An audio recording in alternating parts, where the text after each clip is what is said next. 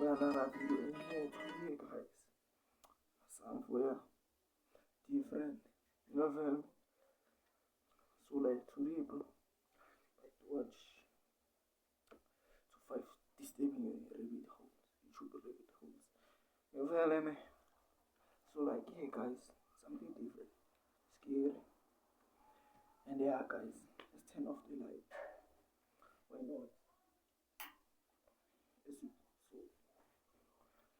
Yeah, let's get straight into the video.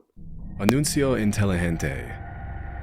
Back in 2019, a user named Raul made a disturbing post that would go on to be shared over 20,000 times and receive tens of thousands of likes and reactions. The post was originally made in Spanish, so you'll have to bear with me if the translation isn't perfect, but hopefully you'll get the main idea. The post was titled Anuncio Inteligente, which translates from Spanish to smart ad, and it read, "Something super strange just happened to me. I was watching YouTube videos on my smart TV when suddenly an ad appeared, as usually happens on YouTube. I was about to skip it when I suddenly saw this ad lasted more than 5 hours. I was really surprised and told my dad to come so he could see how long it lasted. I took a picture while I waited for my dad to arrive. The girl in the ad kept on talking, and when my dad arrived, she turned her gaze toward him. Even my dad jokingly said that she was watching him. My dad and I stood in front of the TV, the girl fell silent, and we felt like she was looking at both of us. We kept thinking it was impossible for her to see us. It wasn't a video call or anything like that, it was just a simple YouTube ad. It was simply impossible for her to see us. We laughed at how silly it all sounded.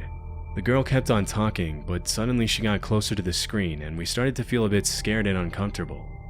My dad wanted to test if she was watching us, so he said the word Changa a few times, and that's when the unthinkable happened. The Asian girl said Changa. At that moment, we got scared and I looked for the remote to skip the ad. My dad and I decided that we were very tired. It had been a long and tiring day, but we still couldn't ignore what had happened, so we turned off the TV. My questions are, what the heck just happened? Do TVs have cameras? If so, then I think it's possible for them to watch you. And lastly, was YouTube hacked? This incident scared both my dad and me. If anyone has gone through something like this, I'd like to hear your story. This was mine. Although the original post has since been deleted, it's been reposted a few times by Mexican broadcasting networks on Facebook, which has allowed a few YouTubers and Redditors to keep the story alive for 5 years as of the uploading of this video. From the moment it was uploaded, the post received pretty much every kind of reaction you can imagine, from those who called Raul out for lying on the internet to get attention, to those who claimed they had been through something similar, and everything in between. As for whether the post was real or not, 5 years after the original upload, it's still anyone's guess. I mean, it's not uncommon for people to place 2 to 3 hour-long ads on YouTube. As for how effective these ads are at converting viewers into buyers, I can't really say, but the fact remains that it's technically possible Raul really did see a 5-hour-long YouTube ad back in 2019. One thing that many Reddit users were quick to point out, however, is that YouTube ads need to be uploaded in a specific format to be accepted and rolled out by the platform. And it goes without saying that a 5-hour-long live call with I need to stop watching YouTube on TV. Okay. Cause what you mean, bro? You could be watching me. Oh hell no. The creator of the ad spies on the viewer and interacts with them would violate pretty much every single law and regulation out there. Still, that in itself is probably not enough information to officially label Raul's post as fake, as he was apparently not the only person who complained about this kind of thing happening to him that year. Through my research, I found several Redditors who pointed out that they had seen similar posts by other users on Reddit crop up sporadically in 2019, where people claimed they had been shown an unusually long ad that appeared to interact with them in real time. If the allegations are true, it's possible that what happened to Raul could have been a part of a massive hacking epidemic targeting smart TVs rather than YouTube itself, which the hacking of smart TVs isn't that uncommon. It's actually not that hard for a hacker to gain access to your smart TV's microphone and camera through certain malware, which is why if you look deep enough online, you'll find literally hundreds of complaints by users who claimed they were spied on through their smart TVs. Disturbingly, some users have even mentioned that hackers have blackmailed them through their smart TV, threatening to expose private footage of them to the world if they don't comply with their demands. But coming back to the smart ad story, this also doesn't necessarily mean that the post was real, and to this day, hundreds of Redditors have assumed that Raul was probably just straight up lying for clicks and attention. Unfortunately, because the post and so many of the original comments have been deleted, we'll likely never know. Do What? Portishead is a trip-hop band from Bristol, UK that was formed back in the 90s. Some of their music videos on YouTube have gone pretty viral, with one of them even getting close to 40 million views since it was uploaded in 2016. But over the years, there's been one particular music video that's become the subject of a ton of speculation and drama on YouTube and Reddit, and probably not for the reasons you might think. The music video in question is for the song titled Only You, and at first glance, there's nothing too different than what you'd probably expect from a band of this genre. But if you scroll down far enough into the comments section, you'll find something a little strange. A user named Do What made thousands upon thousands of comments on this single video over several months starting in December 2018. Sometimes Do What would comment hundreds of times in a single day. What immediately comes off as weird is that most of the user's comments appear to be random, angry rants directed toward a particular person or group of people. Sometimes it even looks like he's having a long, drawn-out conversation with himself through a YouTube comment section. I can't include some of the comments because they get pretty explicit, but you can probably get the idea just by looking at a few of them.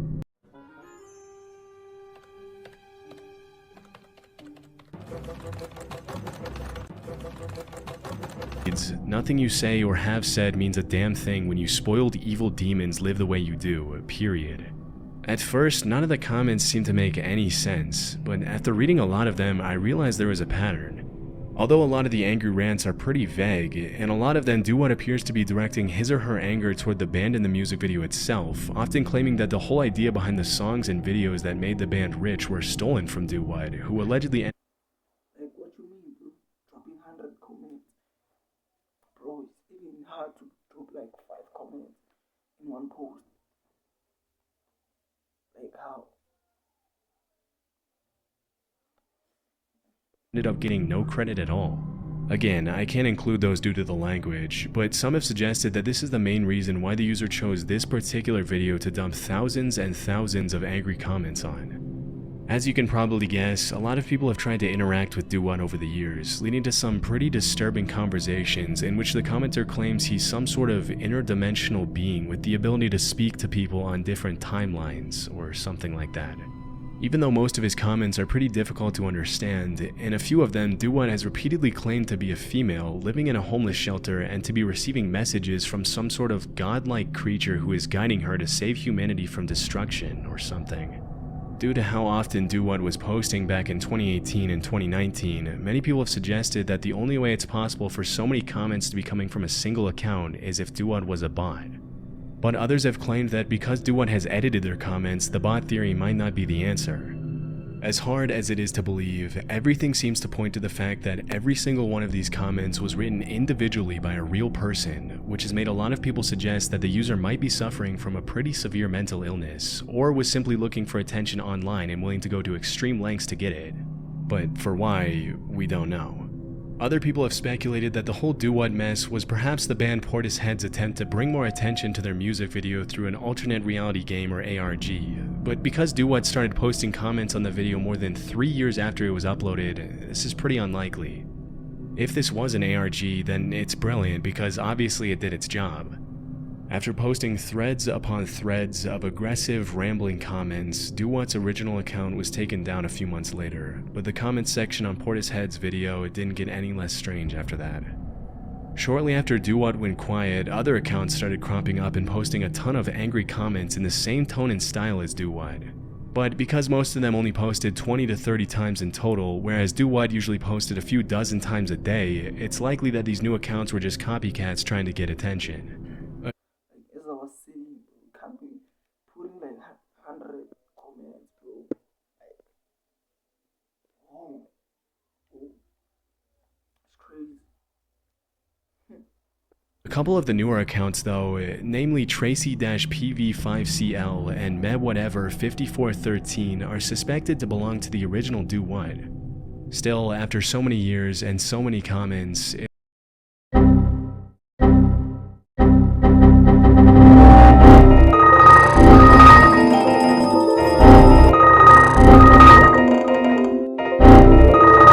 it's unlikely we'll find a solid answer to what the purpose of all this is. Sad Satan. In 2015, a channel by the name of Obscure Horror Corner uploaded a series of videos featuring a playthrough of a horror game called Sad Satan that up until that point was never heard of before. The game itself is very strange, with a first-person character walking down dark, narrow hallways while some distorted audio plays in the background. At random points throughout the game, the player's screen gets invaded by random images, and overall it's a pretty dark and hard to understand game. In the months following the original uploads, the videos started gaining quite a bit of popularity, until eventually the blog and gaming reviews website Kotaku decided to interview the owner of the Obscure Horror Corner channel. In the interview, the channel owner mentioned that he first came across the game when an anonymous user provided him with a download link, which had allegedly come from the dark web. Shortly after, the owner of the Obscure Horror Corner's YouTube channel provided the download link to the Sad Satan game in a Reddit thread. However, several Redditors immediately called him out for providing a fake link, after which he claimed he gave away a fake link because he didn't want to be responsible for the real game being played by anyone, as it supposedly contained some very violent, dark, illegal, and disturbing images. While this was all happening, an anonymous 4chan user claiming to be the guy who gave the original Sad Satan link to Obscure Horror Corner revealed what he claimed was the original download link on the post. Disturbingly, this version of the game was stuffed with illegal, graphic content, gruesome gore, and viruses that allegedly made people's computers behave oddly and eventually crash permanently. Unfortunately, many users fell into the trap and apparently messed up their computers beyond repair. After the two links were spread everywhere online, a lot of people were left wondering where the footage from Obscure Horror Corner's channel had even come from in the first place. The most widely accepted theory nowadays is that Obscure Horror Corner probably made the game himself to bring more attention to his channel, and that the 4chan user made a corrupted copy to distribute illegal graphic material and mess up people's computers for no reason. It goes without saying that the illegal images the 4chan user included in the corrupted version of the game could have easily come from the dark web, as they would quickly get taken down if they were posted anywhere on the surface web. If you're going to go searching around the internet for more information on this rabbit hole, all I can say is whatever you do not click on any download links on random online forums. Intelsat 708, February 15, 1996. Back in the 90s, an American company named Space Systems L'Oreal built a state-of-the-art telecommunications satellite named Intelsat 708, which contained some pretty sophisticated and sensitive communications and encryption technology. After it was built, the satellite was transported to China to be launched in 1996. During the launch preparations, it was agreed between the US and Chinese governments that Intelsat 708 would be launched into orbit from the Xichang Satellite Launch Center using China's Long March 3B launch vehicle, which was one of the world's most powerful rockets back then. It was also agreed that the launch would be broadcast live in the US. Just a little before 3 a.m. on February 15, 1996, the satellite was launched, and what happened next was nothing short of a tragedy. Just 2 seconds after the launch, the satellite started veering horizontally, taking a completely different trajectory than it was supposed to. A few seconds later, the rocket crashed in a residential area where many of the launch center's employees and other civilians lived. Shockingly, the crash caused an explosion that was reported to be equivalent to around 50 tons of TNT.